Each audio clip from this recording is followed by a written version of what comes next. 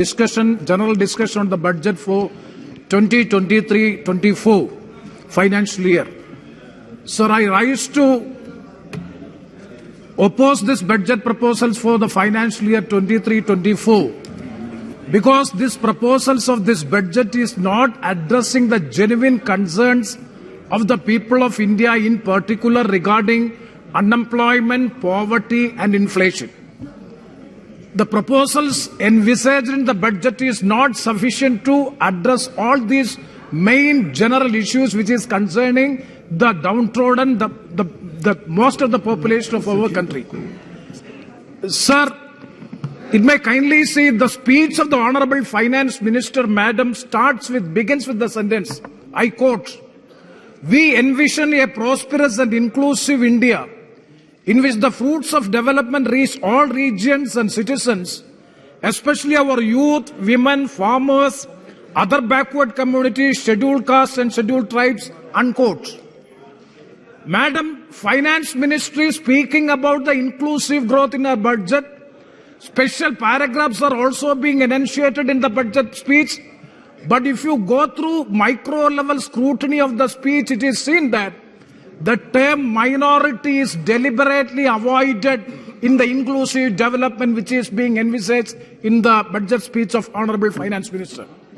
This is not only in the Finance Minister's speech, also in the presidential speech also, SC, ST, OBC, weaker sections of the society, northeastern people, Jammu Kashmir people, but it is quite unfortunate to note that normally the term minority is also there in the weaker sections of the society. It is missing in the speech. That itself shows that there is a deliberate act of discrimination against the minorities is reflected in the budget, for which I strongly oppose it.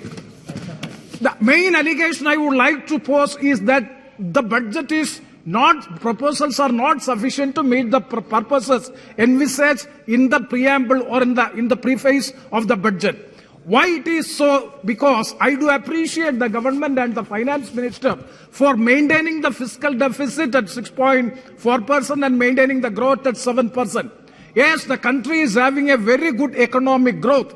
Even after the COVID-19 pandemic situation, we are able to have the 7% of the GDP growth, and we are able to honor the commitment given in the 22-23 speech of the Honorable Finance Minister that the fiscal deficit will be contained at 6.4%. I do pay appreciation on my behalf and on behalf of my party. But my specific question to the Honorable Minister is, when there is an economic growth of 7% and when we are able to contain the fiscal deficit at 6.4% as declared in the previous budget, why we are not able to address the issues of unemployment, poverty and inflation? Sir, Chairman, sir, the unemployment, I am not going to the statistics. I know the paucity of the time. CMI, 8.3% is the rate of unemployment growth. National Statistics Office says that 7.1%. Sir, the post-independent India has never seen such an exponential growth of unemployment in this country. That is the first issue which I would like to make. And what are the labor-intensive sectors? Agriculture, mining, manufacturing, trade, hotel, transport, telecommunications. Sir, except telecommunications sector, there is a growth of 13.7% in the telecommunications sector. All other sectors, there is no change in the growth. Therefore, the industrial production, if you see, the growth rate is 1.6%. It is less than 22-23. Manufacturing sector, the growth is 9.1%. 2021, it was 21-22, it was 11.5%. That means 2% reduction. If this be the ground reality, I would like to ask the Honorable Finance Minister, please tell the House how you are going to address the issue of unemployment, number one. Sir, number two, regarding the poverty, I am not going to the details. Now, India has been pushed into 132 out of 191 countries as far as this the Human Development Index is concerned. This is the UNDP program report, UNDP report. The multi-dimensional poverty index goes to shows that 16.4% of the population is multi-dimensional poverty index. 18.7% of the population are vulnerable to the multi-dimensional poverty index. This is the situation. There are around 48 crores of the people under poverty line. Niti Aayog says that more than 50 crores of the people, and if that be the case, you yourself, the government is admitting that 81 crores of people are being provided with the free ration. That means they are also in the poverty. So this is an accepted fact by the government. So in such a situation, I would like to pose the question again. When there is an economic growth of 7% even after COVID-19 pandemic, when we are able to have a good growth, why we are not able to address the issue of the poverty which is increasing? That is the second question which I would like to pose, sir. Regarding the third question is inflation. Regarding the inflation, what is the rate of inflation? 6.7%. Sir, it is above the upper band of 6%. There is a provision in the RBI Amendment Act of 2016 that when the rate of inflation exceeds 6%, the upper band, there is a mandatory provision on the part of the RBI that the matter should be informed to the government through a letter. And it is quite unfortunate to see that RBI should inform the government through a letter the reasons for inflation exceeding 6%, that is upper band. I would like to ask the Honorable Finance Minister when we reply.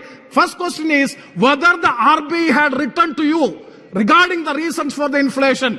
If so, please disclose the reasons for the inflation as given by the RBI. Also, I would like to ask the Honorable Finance Minister why the minutes of the recent Monetary Policy Committee meeting is not made public and not available in the public domain, as there is a mandatory provision that the MPC meeting minutes should be published in the public domain. Why it is not so? That is the third question which I would like to ask. Sir, I am concluding, sir.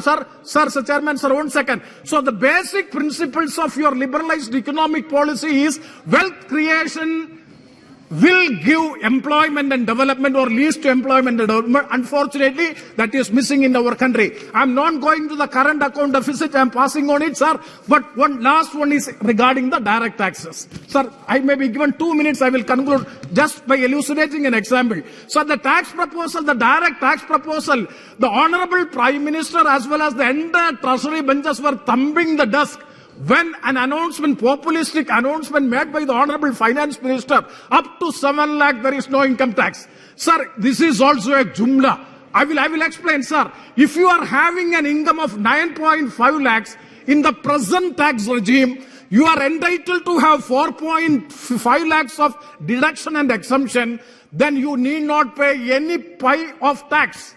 If you are having 9.5 lakhs of income, annual income, as per the present tax, all the tax regime, you need not pay anything because you are having an entitlement of 4.5 lakh rupees of exemptions and deductions by ATC, CC and all. I am not going to all the details. Suppose if you are having an income of 7,10,000 rupees, sir, I will conclude with that sentence. If you are having an income of 7,10,000 rupees, you have to pay 26,000 of rupees as tax. If you are having 9.5 lakhs of rupees, as per the new tax regime, you have to pay 45,000 rupees as income tax. Which is better, sir? I am not going to the comparative study of all these things because of this time. So I would like to say, that means this is also just a jumla to mislead the middle class. So with all these observations, I would like to say that the budget proposals are not favoring the common public at large, even the middle class. Hence, I strongly oppose the budget proposals for the year 23-24. Thank you very much, sir, for providing this much of time.